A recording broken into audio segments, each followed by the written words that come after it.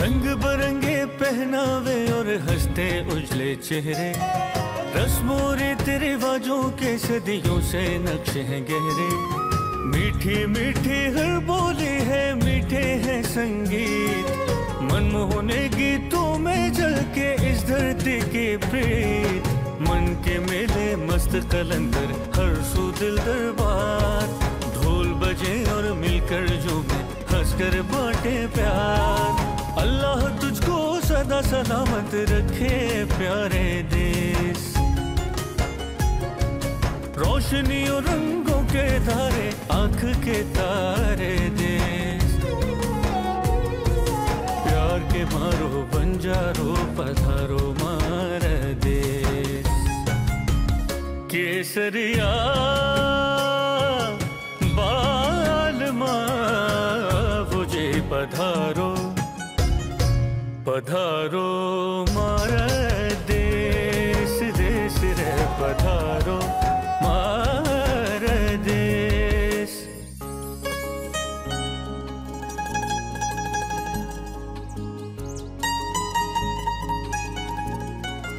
With a new episode, मैं एक बहुत ही अमेजिंग जगह पे बैठा हुआ हूँ। ये व्यू जो मेरे लेफ्ट राइट पे और मेरे आगे और पीछे है, इतना अस्टॉनिशिंग है और आपको कदम कदम के ऊपर अस्टॉनिशमेंट मिलती है।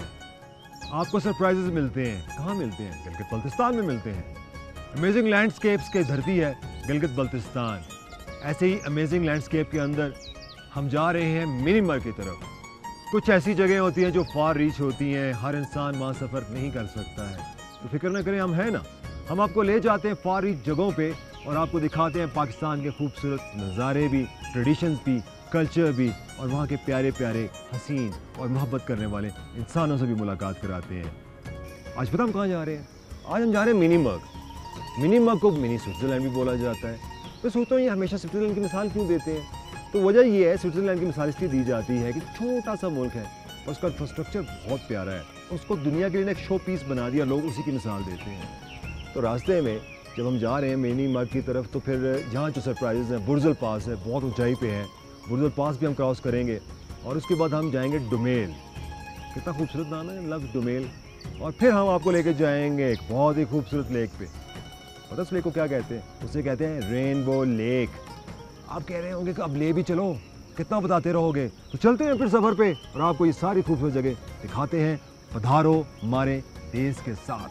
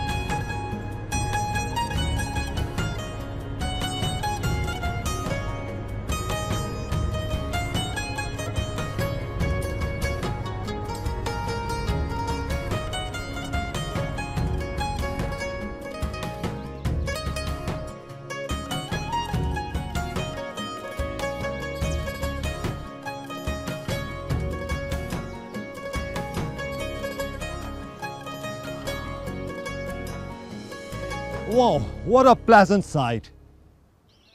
म्यांमार की तरफ आप जब रवाना होते हैं ना, तो उसके लिए आपको सबसे पहले अस्तोर से, डिप्टी कमिश्नर से आपको एक पास लेना पड़ता है, जिससे आपकी आईडी कार्ड और आपकी डिटेल्स दी जाती हैं। उसके बाद फिर आप चिलम चौकी पहुंचते हैं, तो वहाँ पे आपको जो मिलिट्री की अथॉरिटीज़ हैं, वहाँ पर उसको वेरीफाई कराना पड़ता है। वो वेरिफिकेशन कराने के बाद आप आते हैं बुर्जुल पास पे। बुर्जुल पास पे एक दफ़ा फिर उसको चेक किया जाता है और फिर आपको परमिट किया जाता है कि आप म्यांमार की तरफ जा सकते हैं। याद रखिए कि जब आप म्यांमार की तरफ जाते हैं, बहुत खूबसूरत सफ़र है इस सफ़र में, मगर याद रखिएगा कि जो ड्राइवर है उसको बड़ा एक्सपर्ट होना चाहिए और गाड़ी 4x4 होनी चाहिए।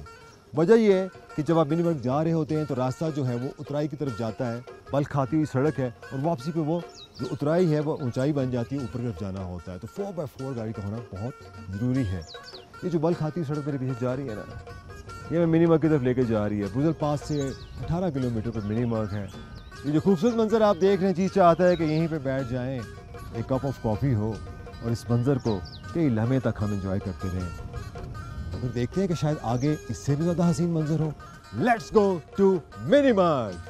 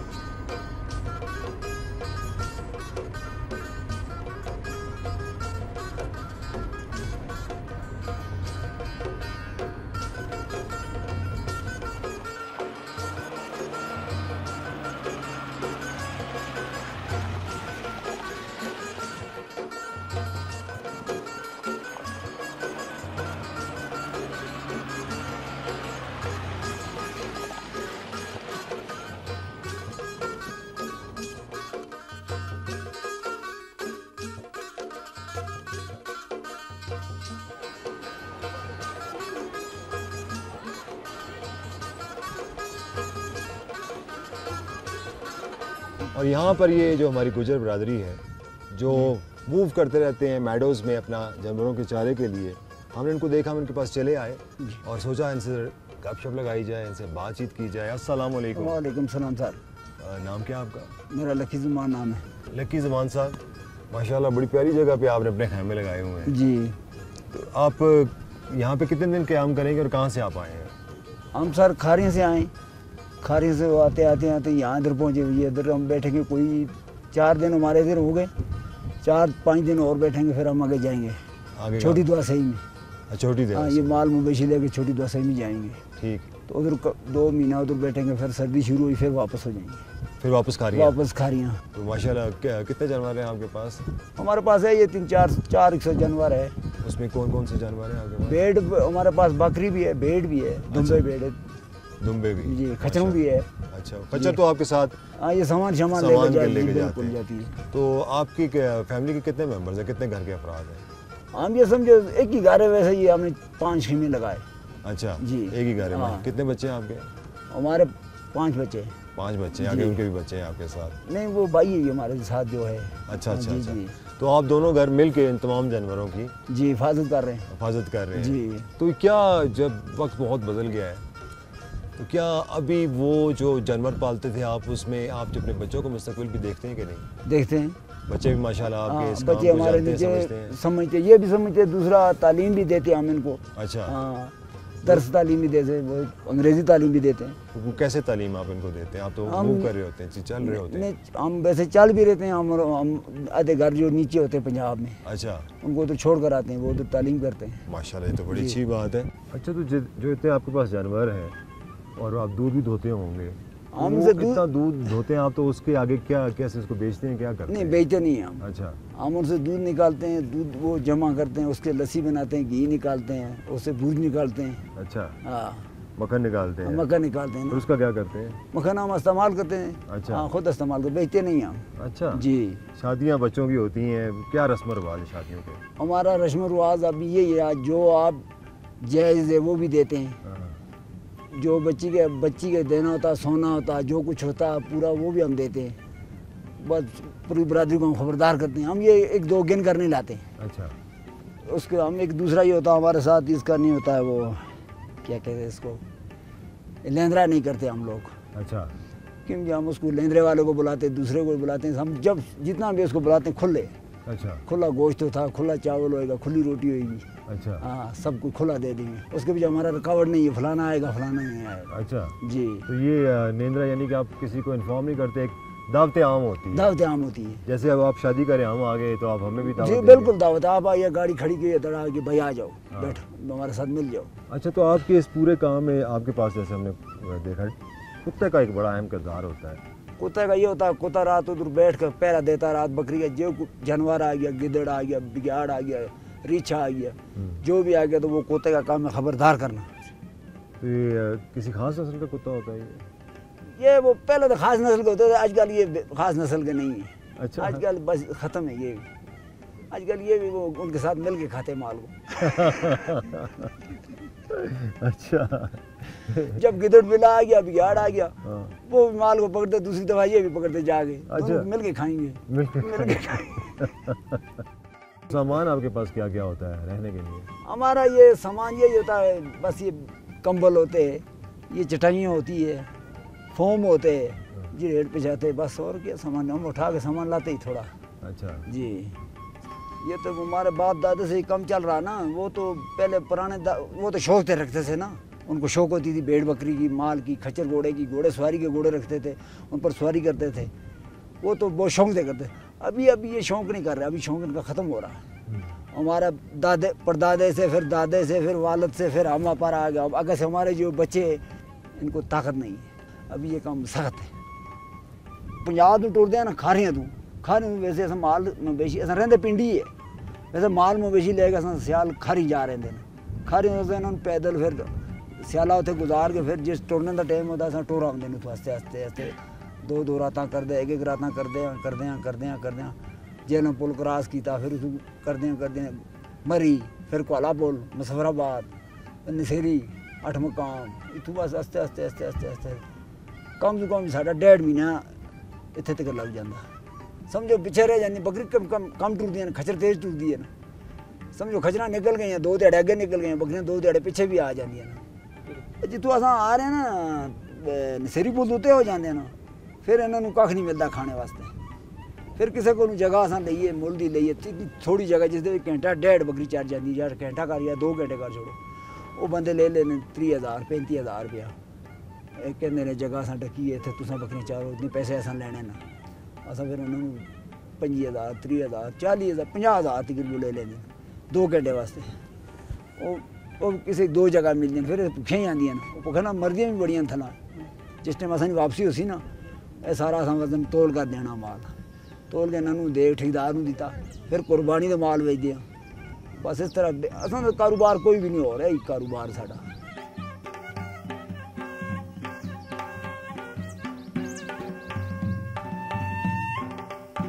पधारो मार देश,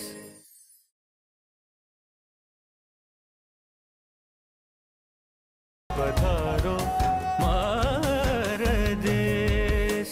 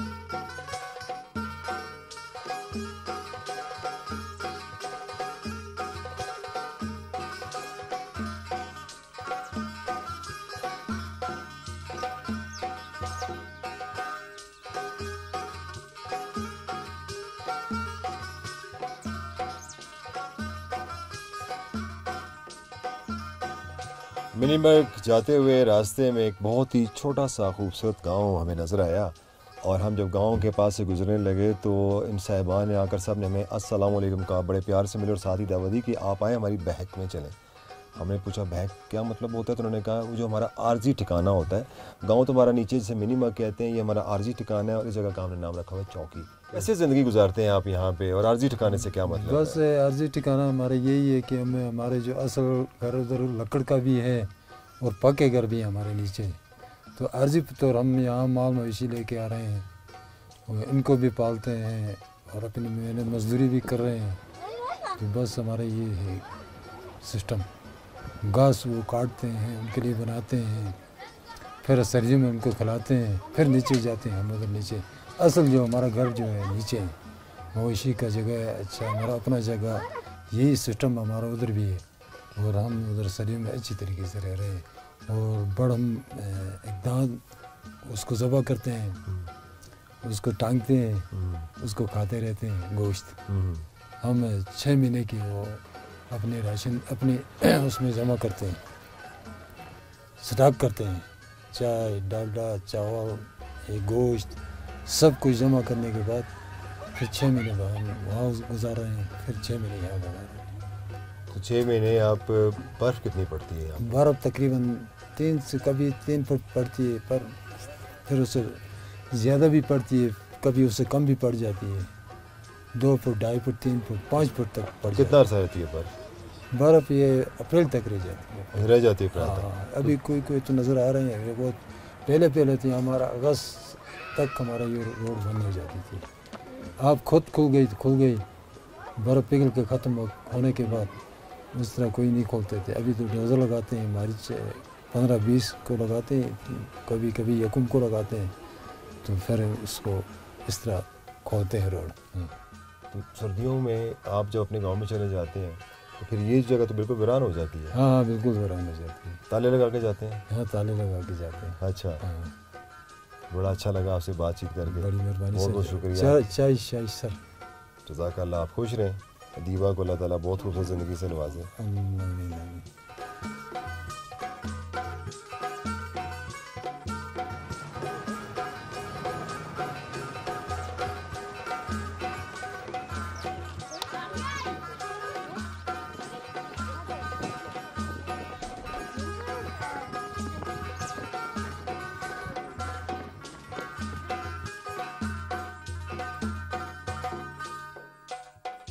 पधारो मार देश।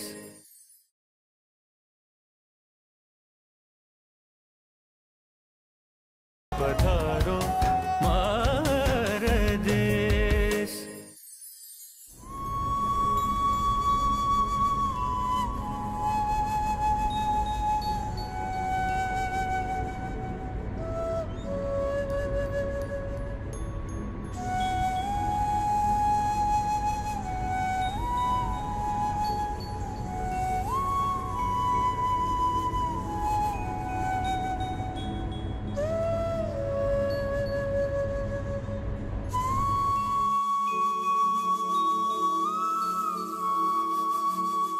मिनी मर्ग का खूबसूरत गांव पहुंची तो गए हम। मिनी मर्ग, इस इलाके की खूबसूरती के बारे में जितना सुना था आज हम उसका तजर्बा कर रहे हैं। कुछ फॉर्मेलिटीज़ पूरी करके जब आप यहाँ पहुँचते हैं तो आपको एहसास होता है वो फॉर्मेलिटीज़ कोई माना नहीं रखती हैं। मिनी मर्ग डिस्ट्रिक्ट अस्तौर का हिस्सा है। जब आप डिस्ट्रिक्ट अस्तौर में आते हैं तो भूरे पहाड़ देखते हैं, वो नंगा पर्वत के इस साइड पे वाक़ है। और अचानक आपको प्लेजेंट सरप्राइज़ मिलता है जब आप अपने पैर रखते हैं मिनी मर्ग में। ये सारा का सारा इलाका बहुत ग्रीन है और ये सब्ज़ार आपको नज़र आ रहा है। ये कश्मीर की खूबसूरत झलक है। इसके साथ ही कुछ दूसरी वैलीज़ हैं जिसमें से नीलम वैली है, गुलतरी वैली है, और ये जितनी भी वैलीज़ हैं ये सारी की सारी बहुत खूबसूरत लश ग्रीन वैलीज़ हैं। और ये जो एक बात आपको बताऊं कि अजीब आपको लैंडस्केप मिलता है, आप देवसाई की तरफ से आएँ या पस्तौर की तरफ से आएँ तो लैंडस्केप हर कुछ देर के बाद बदल जाता है। कि इतना वसी लैंडस्केप इतने बड़े हाई अल्टीट्यूड पे और इतने बड़े बड़े माउंटेन्स के साथ शायद ही आपको दुनिया में कहीं मिले। ये जो गाँव आप देख रहे हैं इसकी ज़िंदगी बड़ी सादा है और इसकी वजह से बहुत से लोग जब यहाँ पर आते हैं तो एक महसूस करते हैं कि यार ये जो शहर की ज़िंदगी जिसमें हम ज़िंदगी गुजार रहे हैं वहाँ पे शोर है, वहाँ पर पोल्यूशन है, वहाँ पर बड़े मसाइल हैं, शायद इनके भी कुछ मसाइल हों। मगर हकीकत तो यही है कि जो ऑर्गेनिक लाइफ जिसके लिए इंसान आज दोबारा से रिवर्स लगा रहा है, ऑर्गेनिक लाइफ चाहता है, वो ऑर्गेनिक लाइफ आपको यहीं ही मिलती है। चलते हैं आगे, इस खूबसूरत वैली को फर्दर एक्सप्लोर करते हैं।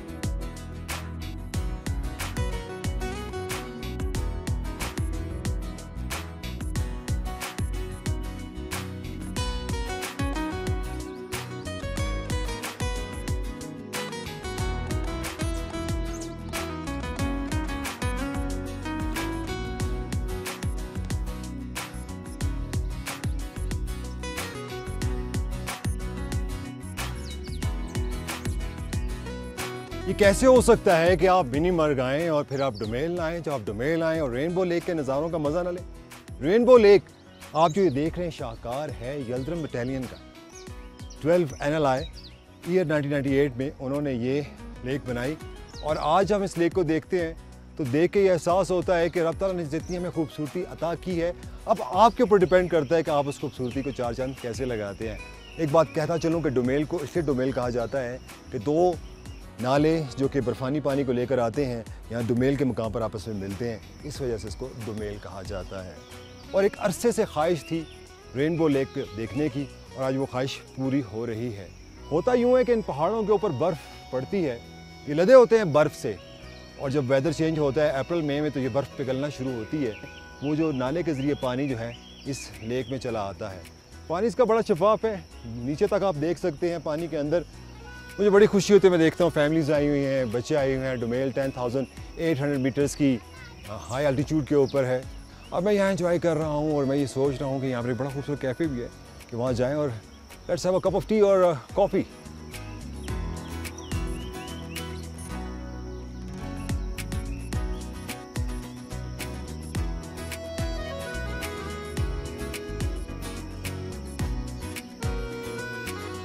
मैं आपको बयान नहीं कर सकता कि इस वक्त मैं किस फीलिंग से गुजर रहा हूँ। मैं अपने आप को बड़ा लकी फील कर रहा हूँ कि कैप्टन कर्नल शेर खान 1998 में यहाँ डिप्यूटेड थे, इस जग के नीचे बैठा करते थे और तस्वीरें बनाया करते थे। वो शहीद जिसके बारे में हमने नहीं, हमारे दुश्मनों ने लिख के भेजा, जिसकी ब्रेवरी का कसीदा उन्होंने लिख कर भेजा, कैप्टन कर्नल शेर Khan.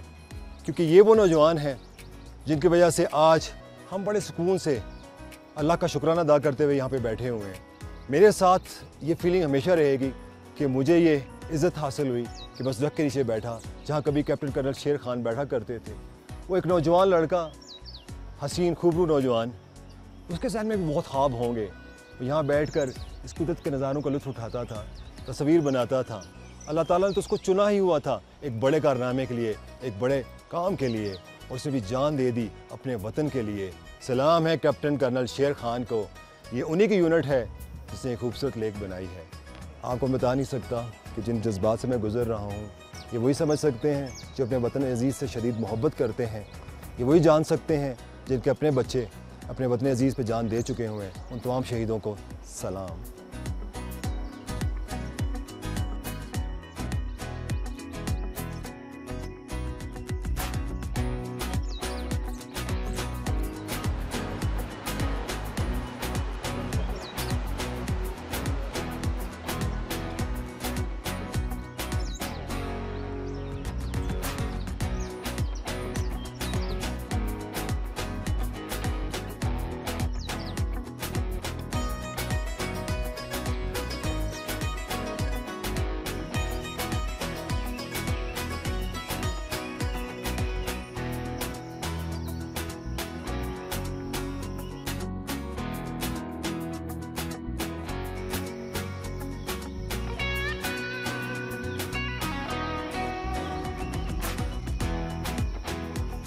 And I would love to say that कि मेरी ज़िंदगी का सबसे अनोखा और ख़ूबसूरत तजर्बा था मिनीमर्ग और ये सारा इलाका। अब मैं आपसे इजाज़त चाहूँगा। इंशाअल्लाह ताला नेक्स्ट एपिसोड में किसी और जगह आपको लेके जाएंगे और आपको बहुत कुछ खूबसूरत हम दिखाएंगे। अल्लाह हाफ़िज़।